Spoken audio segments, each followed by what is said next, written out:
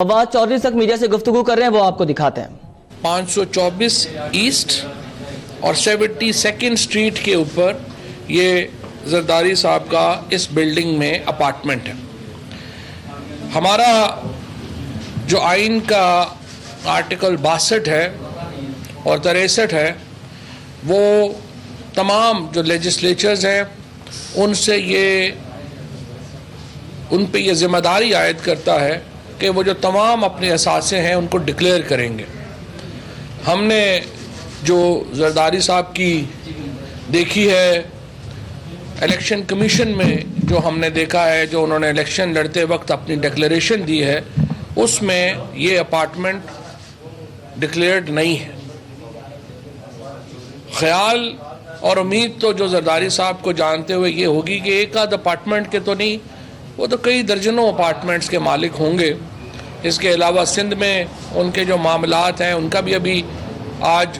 Report سننے میں آیا ہے کہ وہ جمع ہو رہی ہے یا ہو گئی ہے، اور دیکھیں گے کہ اس رپورٹ میں سے اس زنبیل سے کیا کیا نکلتا ہے۔ لیکن فی الحال یہ ڈاکومنٹ چونکہ میڈیا پہ سرفیس ہوئی ہے، ہم نے پاکستان تحریک انصاف نے اپنی جو سندھ پارٹی ہے اور خرم شیخ زمان صاحب کو یہ ذمہ داری دی ہے کہ وہ الیکشن کمیشن میں زرداری صاحب کے اوپر یہ ڈسکوالیفیکیشن کا ریفرنس دائر کر دیں، اور آج یا کل کسی وقت خرم شیخ جو ہیں وہ اس ریفرنس کو آگے بڑھائیں گے، اور وہ یہ ریفرنس جو ہے زرداری صاحب کے خلاف دائر کیا جائے گا، کیونکہ وہ یہ اثاثے چھپانے کی وجہ سے اب ممبر نیشنل اسمبلی رہنے کے اہل نہیں رہے، لہٰذا ان کو ڈسکوالیفائی کیا جانا چاہیے۔ یہ ایک اہم بات تھی۔ جس طرح سے یہ مقدمات آگے بڑھ رہے ہیں، جس طرح سے یہ آپ کے سامنے چیزیں آ رہی ہیں، اور ان سے میں تو پہلے ہی آپ کے سامنے یہ بات کر چکا ہوں کہ نواز شریف صاحب اور زرداری صاحب اپنے آخری الیکشن لڑ چکے، ان کی سیاست میں ان کا کوئی مستقبل نہیں ہے، اور دیکھنا یہ ہے کہ ان کی سیاسی جماعتیں کیسے اس معاملے کو ہینڈل کریں گی، کیسے آگے بڑھیں گی۔ اسی وجہ سے ہمارے لیے کوئی حکومت کے لیے کوئی پولیٹیکل چیلنج ہمیں درپیش نہیں ہے۔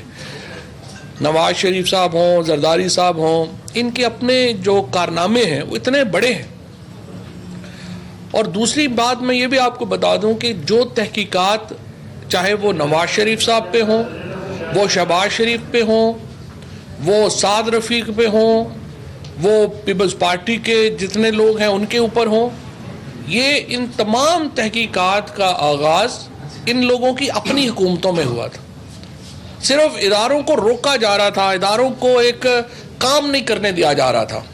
ہماری حکومت نے آ کے صرف اداروں کو انڈیپینڈنس دی ہے، آزادی دی ہے، جس کی وجہ سے آپ دیکھ رہے ہیں کہ یہ سارے مقدمات آگے بڑھ رہے ہیں، اور جو آگے بڑھ رہے ہیں آپ دیکھ رہے ہیں تاش کے پتوں کی طرح یہ لوگ بکھر رہے ہیں۔ جس طرح سے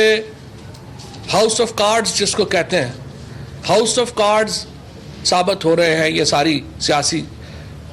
سو کالڈ سیاسی قوتیں، اور آپ آپس میں بھی ملیں گے، آپس میں مل بھی جائیں، 0 + 0 = 0 = 0۔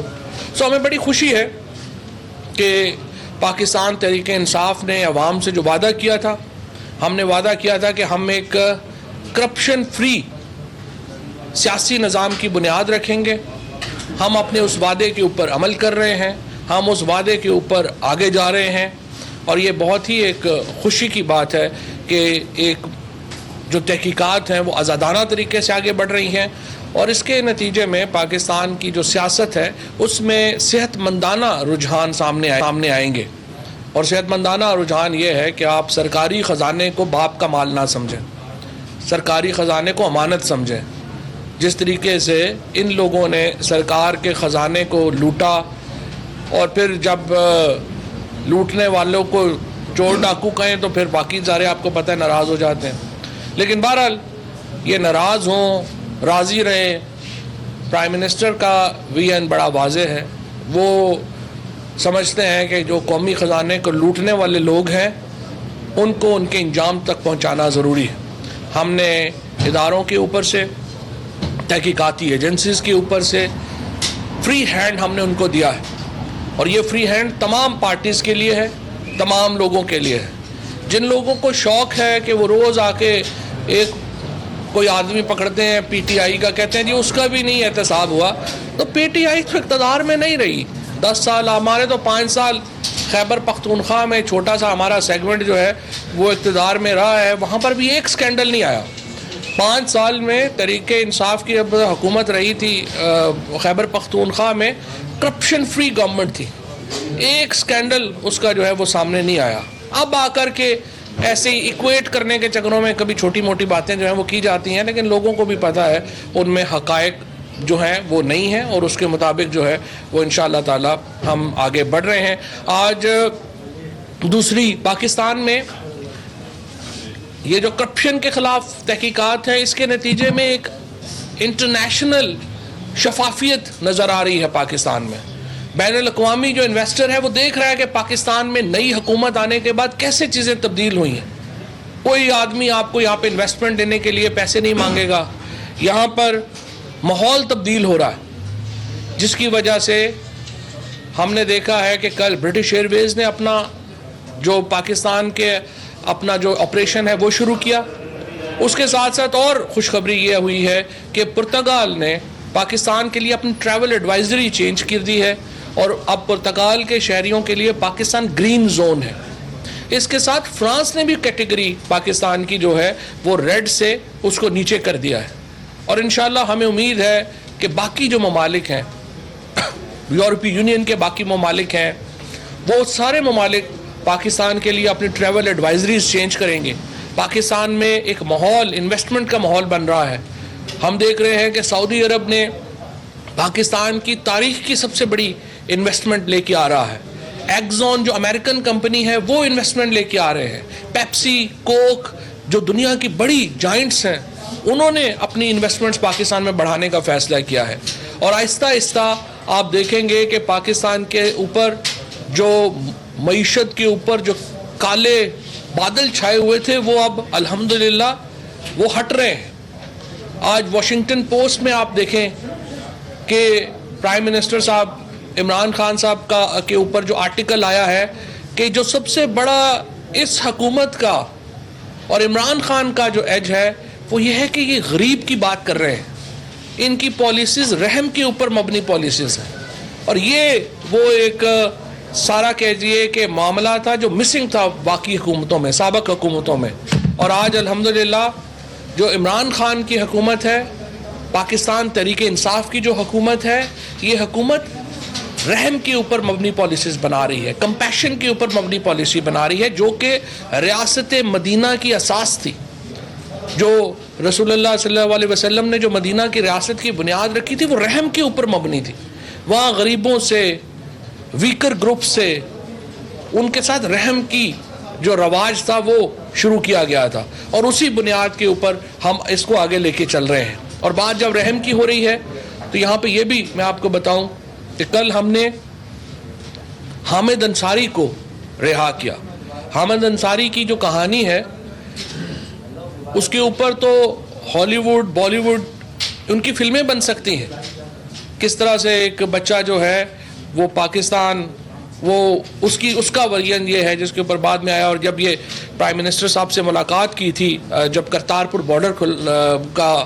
ایونٹ ہو رہا تھا، تو جو بھارت کے جرنلسٹ یہاں پہ آئے تھے، تشریف لائے تھے، انہوں نے پرائم منسٹر صاحب کے ساتھ یہ مدعا ریز کیا تھا، اس یہ مدعا اٹھایا تھا